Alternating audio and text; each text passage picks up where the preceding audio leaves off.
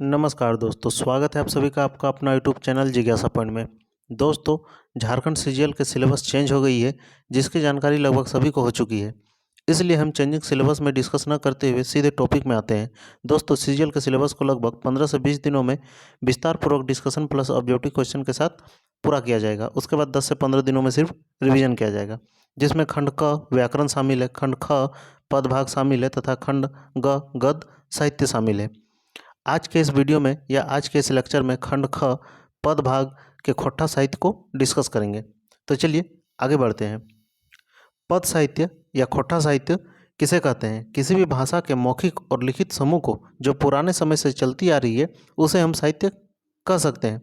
साहित्य में अर्थ के अनेक स्तर होते हैं, जिस पर भाषा का स्वरूप प्रभाव सबसे ज़्यादा रहता है।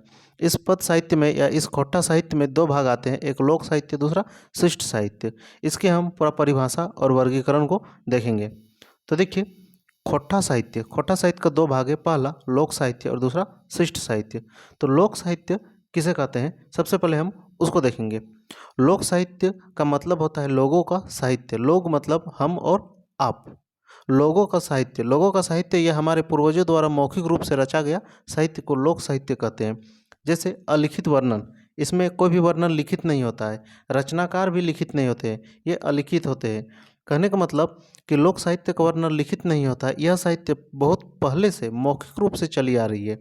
इस साहित्य के कोई भी विशिष्ट रचनाकार नहीं होते हैं, इसे आम लोगों द्वारा रचा जाता है। साथ ही साथ इस साहित्य के रचनाकाल भी नहीं होता है, मतलब कोई भी फिक्स डेट और ईयर नहीं पाया जाता है। और इसी का अपोजिट शिष्ट साहित्य में लिखित वर्णन होता है। कहीं भी इसका लिखित वर्णन किया गया है। लिखित रचनाकार, कोई रचनाकार होते हैं, और लिखित रचनाकाल, यहाँ रचनाकाल होगा, लिखित रचनाकाल कोई भी फिक्स डेट या साल इसका पाया जाता है। अब हम लोक साहित्य का ये तो संक्षिप्त में देखें, थोड़ा सा विस्तार में हम लोग देख लेते हैं कि लोक साहित्य किसे कहते हैं। लोक साहित्य की अवधारणा। लोक साहित्य किसी देश की अनमोल निधि है। इस साहित्य में वहाँ के लोगों की भावनाओं का, जीवन मूल्यों का, आदर्शों का, सभ्यता एवं संस्कृति का प्रतिफलन होता है।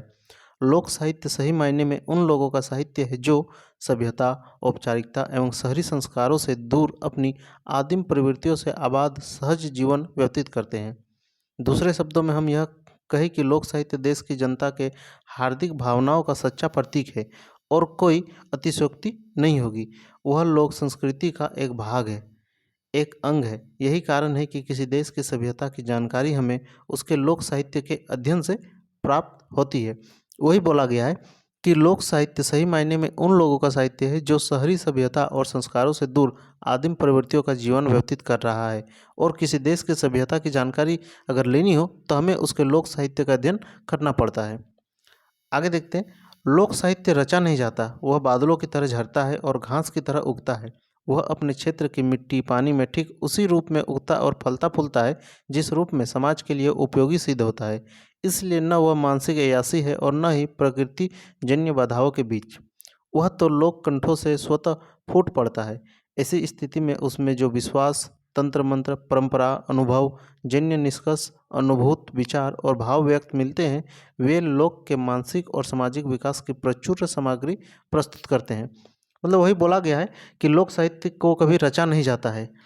इस साहित्य का सृजन अपने आप ही पुराने समय से चली आ रही है। न तो लिखित इसका रचनाकाल है, न तो लिखित कोई भी वर्णन है।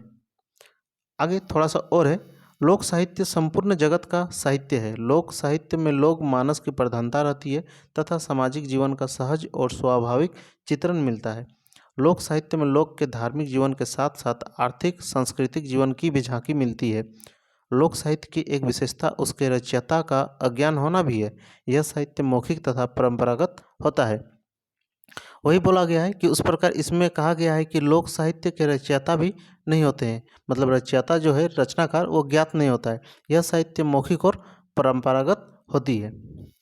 आगे है लोक साहित्य के महत्व को हम निम्नलिखित रूप में बांट सकते हैं, निम्नलिखित रूप में इसको हम दर्शा सकते हैं। पहला सामाजिक महत्व, दूसरा धार्मिक महत्व, तीसरा आर्थिक महत्व, नेक्स्ट है सांस्कृतिक महत्व, ऐतिहासिक महत्व, भौगोलिक महत्व, नैतिक महत्व, भाषा शास्त्रीय महत्व और साहित्यिक महत्व। इसको हम लोगों को इतना विस्तार पूर्वक इसको पढ़ना नहीं है, सिर्फ इसके जितना अलग अलग अलग भाग है उसको मैंने यहाँ पे लिख दिया। अब इस जो खोट्टा लोक साहित्य का हम लोग परिभाषा देख लिए, अब इसका वर्गीकरण को देख लेते हैं। खोटा लोक साहित्य का वर्गीकरण।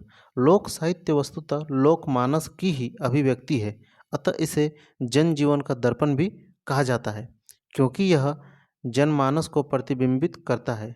गांव देहात के आम जन अपने जीवन के उतार चढ़ाव में जो अनुभूतियाँ प्राप्त करते हैं, अनायास उनके कंठ से जो स्वर लहरी फूट पड़ती है, चाहे वह गीत के रूप में हो या कहानी पहेली के रूप में हो, उसे हम लोक साहित्य के अंतर्गत अध्ययन करते हैं। समस्त खोटांचल में प्राप्त लोक साहित्य को हम निम्नलिखित वर्गों में रख सकते हैं। लोक साहित्य का वर्गन हम निम्नलिखित तरीका से करते हैं। पहला लोकगीत है, दूसरा लोक कथा है, तीसरा प्रकीर्णन साहित्य है, चौथा लोक गाथा है और पांचवा लोक नाट्य है। लोक साहित्य को हम लोग इस प्रकार 5 भागों में बांटते हैं। लोकगीत, लोक कथा, जो कि हमको पढ़ना है, अगले ही नेक्स्ट वीडियो में लोकगीत हम लोग पढ़ेंगे। और तीसरे नंबर में प्रकीर्णन साहित्य को, या हम इसको विविध साहित्य भी बोल सकते हैं, प्रकीर्णन साहित्य या विविध साहित्य, जिसके अंतर्गत 3 आती है। 3 क्या क्या? लोकोक्तियाँ आती है, जो लोक वाइन कहते हैं खोट्टा में, मुहावरे है जिसको खोट्टा में आहना कहते हैं, तीसरा पहेलिया है जिसको खोट्टा में बुझवैल या जान कहानी कहते हैं। तो इसमें खोट्टा में जो लोक साहित्य है, इसको इतना भागों में बांटा गया है। सबसे पहले खोट्टा साहित्य है, उसको उसमें आया लोक साहित्य और शिष्ट साहित्य। अब लोक साहित्य का हम लोग परिभाषा देखें, उसका वर्गीकरण भी देखें, और उस लोक साहित्य में 5 भाग है: लोकगीत, लोक कथा, प्रकीर्णन साहित्य, लोक गाथा और लोक नाट्य। तो दोस्तों, यह खोट्टा साहित्य के इतिहास का विस्तार पूर्वक डिस्कस कर लिए तथा इसके विभिन्न भागों के वर्गीकरण को देख लिए। इसके बाद हम लोग नेक्स्ट वीडियो में जो ये लोकगीत है को डिस्कस करेंगे, जो कि लोक साहित्य का एक भाग है, और इसी लोकगीत में हम लोगों को 10 विभिन्न प्रकार के लोकगीतों का अध्ययन करना पड़ेगा। तो फिर हम लोग नेक्स्ट वीडियो में लोकगीत के साथ मिलते हैं। तब तक के लिए धन्यवाद।